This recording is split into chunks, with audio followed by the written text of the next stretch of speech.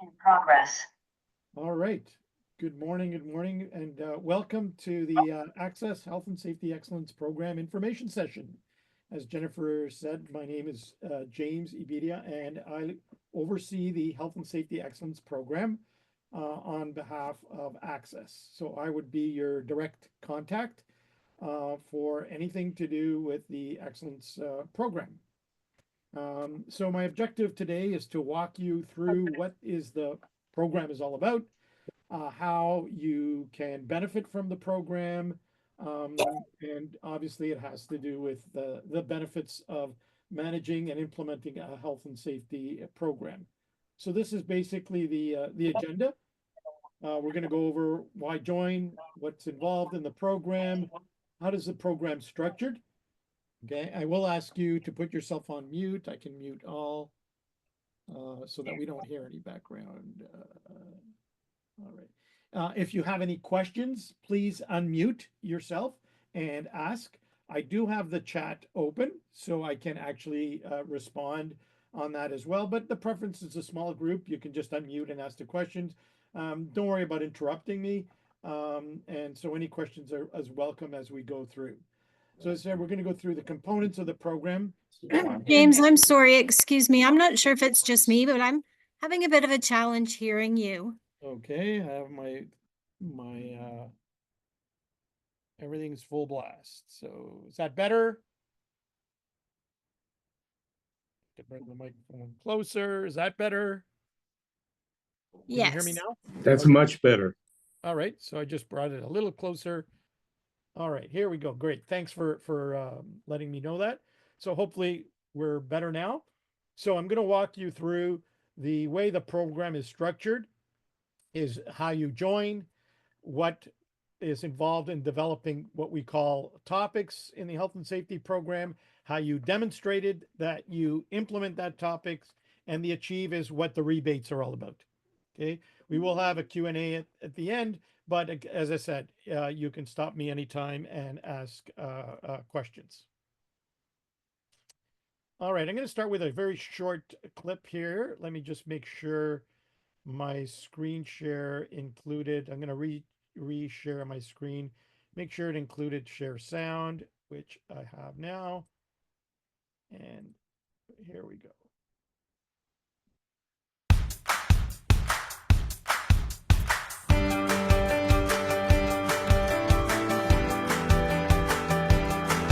So the Health and Safety Excellence Program has really helped me as a manager. It has given me, let's say, just a to-do list that I'm able to look at, read, understand, tick off, maybe give myself a little pat on the back every so often. Again, as a manager, I would highly recommend it. The WSIB's Health and Safety Excellence Program will help you improve workplace health and safety so you can better protect your business and your team. As a member of the program, you'll earn rebates on your WSIB premiums while you make improvements to your workplace health and safety plan. You'll also help to reduce the risk of injuries and illnesses that can harm your employees, damage morale, and disrupt the way your business runs. All right. So that gives you a quick kind of intro to the program. So why invest in the program? Obviously, improves the culture of health and safety. The video mentioned rebates. Also strengthen your brand and reputation with your potential clients, letting them know you are part of the health and safety program, and the return on investment. Obviously, in with less claims, less accidents, more profitable, right? The ultimate underlying goal is to prevent work-related injury or illness as you implement and formalize your health and safety program. So some of you may know that ACSESS has been involved in a similar group. The predecessor to this was a safety group program for over 19 years. And when the WSIB changed over to the excellence program, we continue to be a provider. We run regular meetings with all the members in the group, give you an opportunity for networking. And then I'm available one-on-one guidance throughout the whole program. We have sample standards, what we call evidence stories for all the topics that I'm going to be talking about that you select. We help you navigate and set up your account on the platform, all templates and forums that we have, the meetings are all recorded. The handouts are provided in the online resource library, which you'll have access to when you join. And you have access to myself, which has been in health and safety for over 30 years now, and actually worked for a brief time throughout the career in the industry as a health and safety professional as well. So, as I said earlier, the journey is joining, developing, demonstrate, and achieve, and that's kind of how we're going to structure the agenda, right? So joining. So it all starts with joining through ACSESS. You have to join through a provider to join this program. And so we're basically the main provider for the temp industry.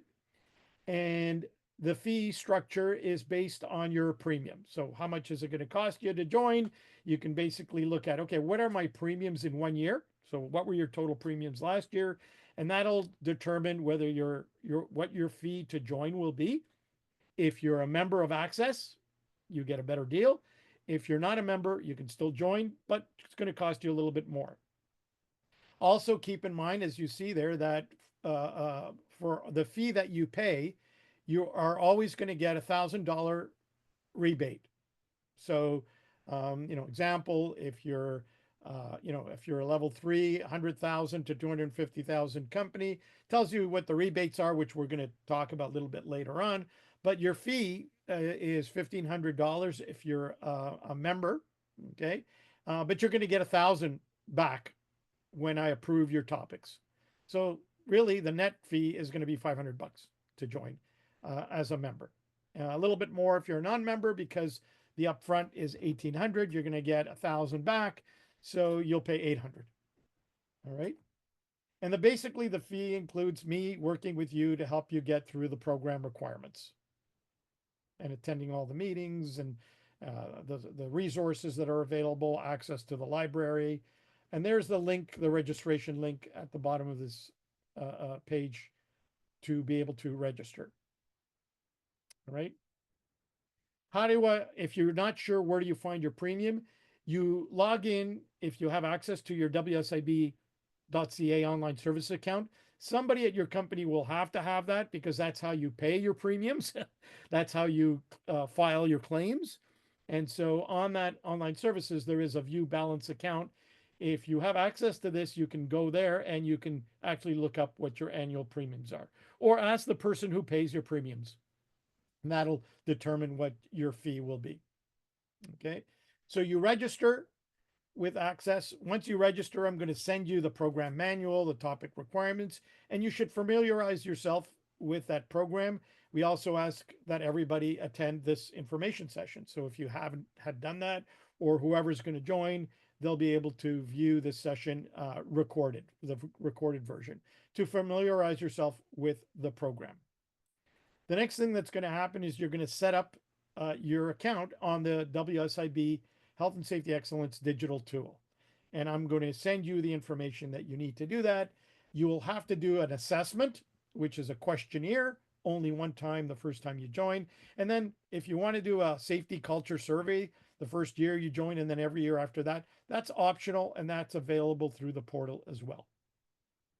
Once you join, we're going to talk about topic selection. So that's really what gets you started. There are going to be 41 topics. I'm going to show you what there is, and I'm going to help work with you to select your first 5 topics. You can select up to 5 every cycle. So when you join for a cycle. A cycle is 365 days, and you can do from 1 to a maximum of 5 topics that you select within that cycle. Right? So this is the portal. This is the online services account. This is where you see the link to that, through that account, to the Health and Safety Excellence program. It's under ACSESS Health and Safety Programs. So we will activate that, because if you try to go to it now, it won't go anywhere. It won't allow you. So we will make sure that you access that so that you can then go to the next part of selecting your topics and developing your program. So this is how that gets started. With the help of your provider, you'll decide which health and safety improvements are most important for your business. Then you'll choose the topics you want to focus on for the year. There are 41 topics to choose from, and we've divided them into 3 levels: Foundation, Intermediate, and Advanced. Each of our program topics represents a specific area of health and safety, and each topic can help you improve your business's health and safety practices. For example, let's say you want to make it easier for your team to get involved in health and safety. Your provider might recommend the health and safety communication topic, which will help you build a plan and processes for ongoing communication with your team, do the work to communicate with your team about health and safety, check that the work you've done is going according to plan and meeting your team's needs, and act to make any necessary changes to your original plan, and then share the successes with your team.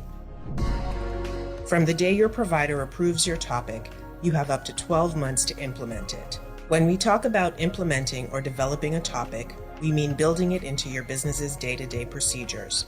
The amount of time and effort that each topic takes varies because it's based on the unique needs of your business. Once you've chosen your topics, your provider will help you figure out how much time they'll take to implement. Once you've finished implementing your topic, you need to put together an evidence package to show us the work you've done. Right. So it gives you an idea how that works. With the help of I'm going to walk you through that. So these are the topics that you can pick from. And so a topic is a program that you're going to implement. It's not a training course or anything specific like that. These are topics you select, and you're going to go through that plan, do, check, act process with each topic that you select. So depending on the maturity of your program, there'll be topics you can select from foundation, intermediate, or advanced. So what do they look like? Here are the 13 foundation topics that you can pick from. Some of them that you can see I put concurrent because they work very well together. So you don't have to, but I usually recommend if you're going to do injury, illness, incident reporting, you should probably do incident investigation analysis because they go together. They're very complementary in their implementation. So when you see concurrent, it's suggested, you don't have to, but it's suggested that you group those and work on them together. All right. So you could pick from any of these. And then I've separated out control hazards because it's a very unique topic because it's the only one that can be selected over and over again to address specific hazards that may be unique based on the type of placements that you have, that you want to formalize a policy or a procedure around that to make sure that there are controls in place to address that hazard. And you can select it as a specific program, a specific hazard, and or a task that workers might perform that you want to have a formal approach to the control of that hazard. And so we usually select it under one of these 3 categories. The level 2 topics, there are 19. And again, there's a few that make sense to work on together that you see them, I've grouped them. And then the others can be selected as standalone topics as well. So there are 19 from the level 2 that you can select from.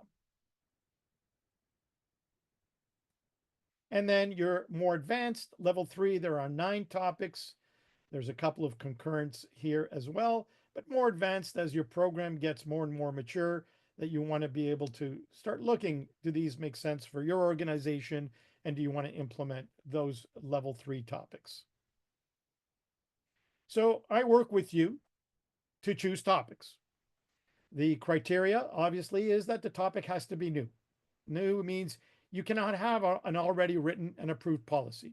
If you have a written and approved policy, you can't select it, regardless of the level of implementation. If you already wrote it, it's approved, you may or may not started working on it, that's still not, you're not able to select it for the excellence program. All right. What you'll need to do is start off by developing a new written approved standard. You can call it a policy, procedure, whatever you call it internally, to begin working on this topic. Anything you already have in place, anything that you are going to improve, those are not topics that can be selected for the excellence program. They have to be new. What should you consider? Do you have it in place? Is it going to make your workplace healthier and safer? Is it going to help you comply with a legal requirement? Is it something that makes sense as your program is maturing to become part of your health and safety management system? So we work together to look at what criteria you have and what makes sense to work on based on where your program is at now. Are you a foundation company where you're just starting to formalize? Then we'll focus on foundational topics. And that's my job, to work with you to look at what makes sense and to make sure that your topics will qualify as new, right? Whether it's totally new, whether it's a control hazard, and if it's a topic, if you started in year one and say you selected 5, but you only did 3, well, you could defer the other 2 topics. No penalty for that. Just say, hey, I didn't get a chance to do them. Now I'll do them another time, and you can choose those. Those are what we call deferrals. So we might be able to look at deferral topics that you want to continue to do. So again, it's a process we work on together that I guide you through. The resources, you'll have a health and safety program manual that basically has everything I'm going to be I talk about in this session in written format, what the program is all about. It even has samples of what I'm going to be talking to you about in a moment is evidence stories in that program manual. And then there is the topic requirements. The topic requirements guide basically has all the requirements for each topic. So if you pick a topic, basically the recipe for what you're going to need to develop and submit is under the topic requirements for each topic. Those are also available online. So the link is there. If you wanted to look at them today, you could click that link and you can look at each topic and what the topic requirements are as well. So how do we work on together to do that plan, do, check, act that the video talked about? So we call those evidence stories. We call the group of topics that you selected your action plan. So for each topic in your action plan, you will have to develop an evidence story around plan, do, check, and act, right? Plan basically is you're going to write a standard policy procedure for that topic that meets and includes the topic requirements. Do is basically you're going to carry out all the activity in that policy procedure to implement it, which includes communicating it, training on it, any postings, any of the implementation activity, any inspections that you need to start doing. It's all specific to that topic, right? And as you go through this, you're going to collect the evidence for each of these. So the plan, basically the evidence is the procedure. The do will be training records, training quizzes maybe that you've done, completed forms. And you can see I've got some examples of the type of evidence. Then about 2 to 3 months after you've done the do, you go back and say, okay, how are we doing? You're going to do an evaluation. You can use a checklist. You can do a survey. You can do feedback from employees or committee members. You can repeat the quiz that you did when you train them to see if do they really remember. But the whole idea is to kind of do a mini audit and see where are we at? Is it still working? Do we have gaps? Is there things we missed? Did we get feedback that said there are things we can improve? And that's the check. If everything is fine, then there's no gaps. Then you typically won't need a gap, an act. If you identified some gaps during the check, then you'll have an act, which means here's what we're going to do. We're going to redo our training. We are going to update our policy. And so you'll upload an updated policy because your feedback said you missed something in the policy. And that's typically the plan, do, check, act cycle for every topic. And this gets documented on an evidence story. I'll give you the template. Basically, you fill in the blanks of how you're going to go about what are you going to do for plan, for do, for check, for act, if you need it, if you need the act. Sometimes, a lot of cases, you do such a good job that when you do the mini audit, everything's working well. You don't have to have an act. All right. And that's the evidence story, which I provide a template and I help you make sure that it's completed. I'll review it with you when you send it to me after you select the topics, after you've kind of filled in a draft to make sure we're on the right track, because this basically is the roadmap that you're going to follow to implement each topic. And it's the evidence story, which will get submitted at the end when you're ready to, when you've done all the components of your plan, do, check, act of the evidence story, you're ready, you've collected all your evidence, which can be in different formats for each of the components of your evidence story, then you will be uploading it. That's demonstrate. So you've got your evidence story, the final version. You've got your evidence to support the plan, the do, the check, and the act. And you're going to upload it to the portal. There's a section on the portal for each topic where this happens. All right. Once you do that, I take a look at it. I say, hey, you did a great job. You followed the evidence story. You've got pretty good evidence that looks like it's ready to roll. And then I approve it for validation. Every topic gets what we call desktop validation.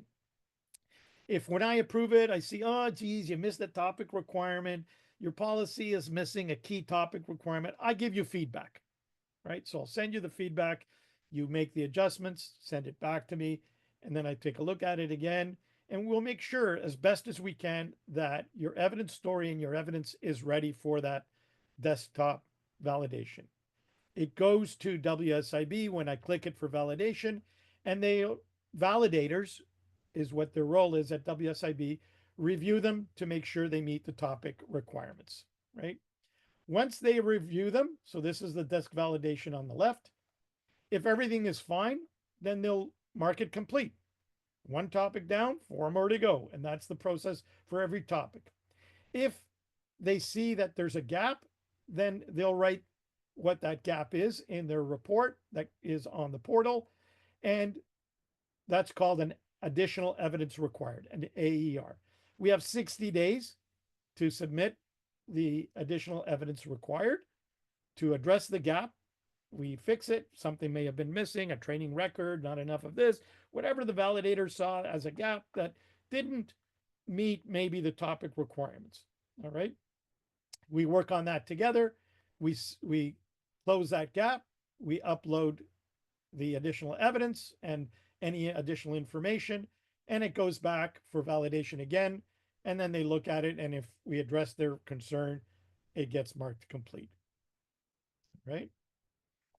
At the end of all the topics you selected, the small number of companies will get selected for an on-site, and they just come on and re-verify that what you submitted at the desktop is still in place, and they just reconfirm. It's a very small number of group that will do that. And typically they'll come to one of your branch offices.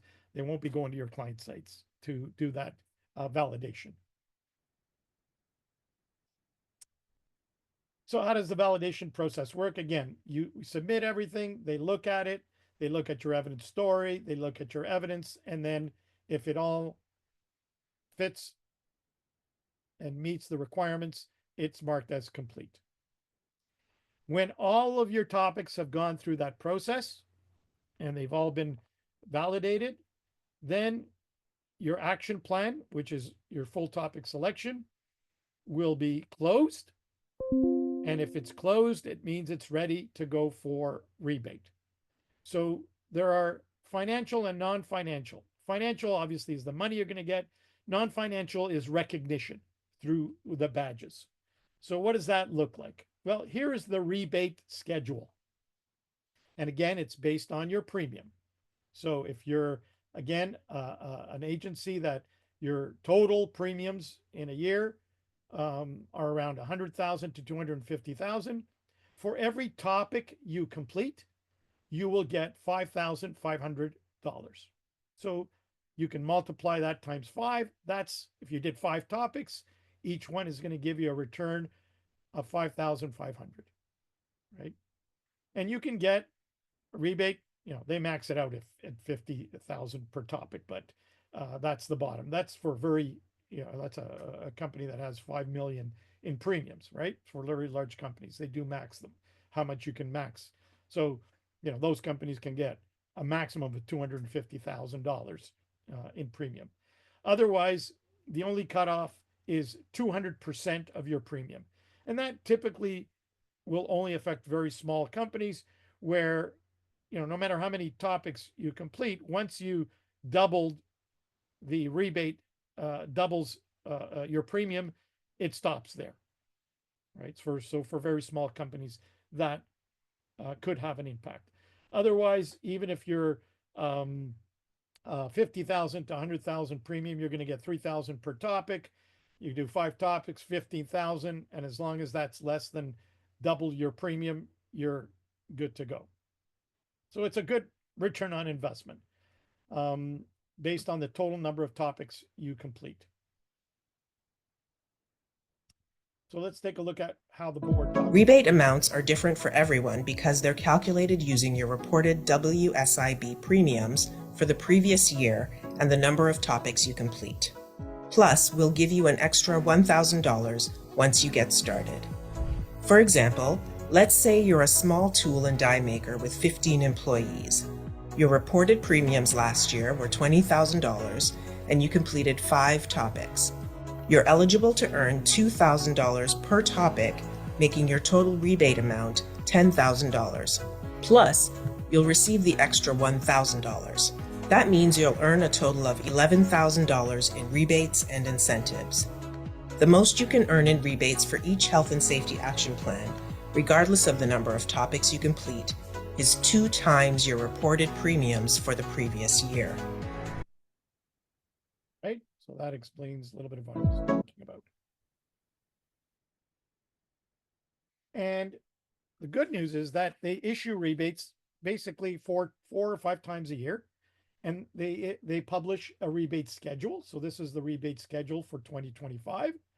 And so depending on when your action plan closes, if you're in that closure date, within that closure date, it tells you what rebate they'll look at, what previous year, and when the check will be issued.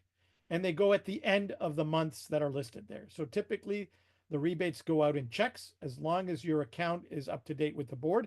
If you do owe them money, they will deduct from your rebate how much you owe, and then the check will be the balance, right? So they actually mail a physical check as long as your account is up to date and your action plan has been closed by the WSIB.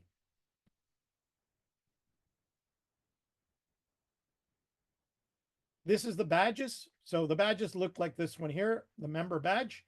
You'll automatically get that access to that badge to download through the WSIB portal when your action plan is approved. They also will post it on Safety Check automatically.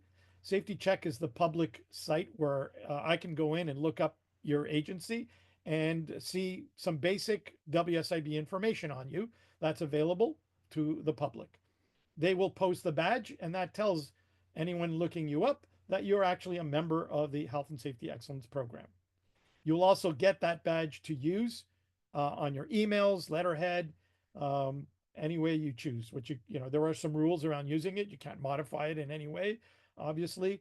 And then as you complete the topics within a level, they give you a level badge as well that you can use any way you want. So once you complete all the topics within the program for foundation, you'll get the foundation badge, intermediate, and advanced as you progress through as well. So badges for recognition and rebates for financial. Okay. Again, the resources that are available to help you with the program are the members guide, the manual, the topic guide, the sample evidence stories that I provide, sample policies that I provide, and then there is a digital tool user's guide in case you forget how to upload to walk you through all the steps. So whatever resources and help that you need are available, or you just send me an email and I can help you. I do a lot of one-on-one meetings through Zoom as needed for all members as we're working through the topics. Okay. As I mentioned earlier, the ACSESS has the health and safety section on the website. The Excellence Program has its own link with whatever documents and standards we can provide to make them available through members as well through the library.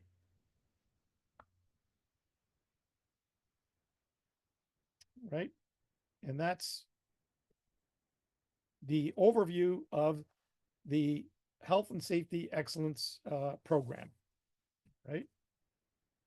Any questions? I'll open it up for questions, comments.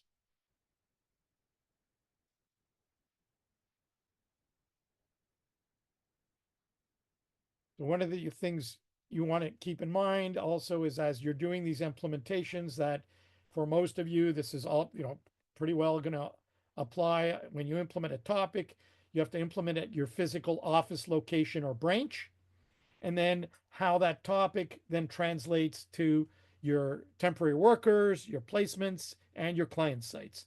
So usually most of these policies have a two-parter. Here's how we do it in our office. Here's how we do it as it applies to our clients, our temporary workers, and our client sites. So it's a little bit different in that sense for each topic, how much applies for your branches, your physical offices versus your client sites and your temporary workers as well. And so each topic is kind of unique, and you see kind of almost a two-parter for each policy to show the board how it's applied overall. Any questions, comments? Just unmute, ask. There's got to be some questions. Any comments? Does it make sense? Do you see any challenges? Any could benefit, return on investment?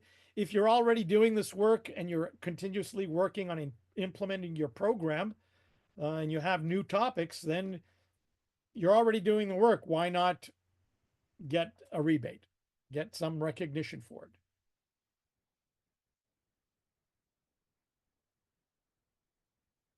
Surprised there aren't any questions. Usually some people typically have, how does this work? How would this topic work? Or no questions. Good. I get some chats. No questions. Thank you. All right. All right. Next steps, hopefully you decide to join. If you have any questions that do come up, later on, please shoot me an email. It was at my email is in the cover page right there. You can see my email is right there. I'll be glad to have a conversation with you, answer any questions that you might have with regards to the process for joining.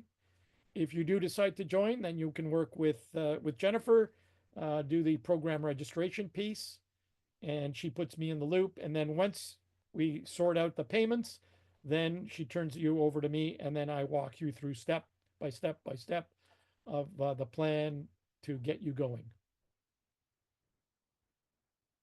So I hope most of you decide to join. Some of you, I recognize some names. You're already members. Maybe you took this as a refresher, but again, you're welcome to forward me any questions. All right. So we will send you the presentation and the link if you want to share it with anyone else in your company that will help to make the decision to join. Thank you very much. And maybe we talk to you shortly.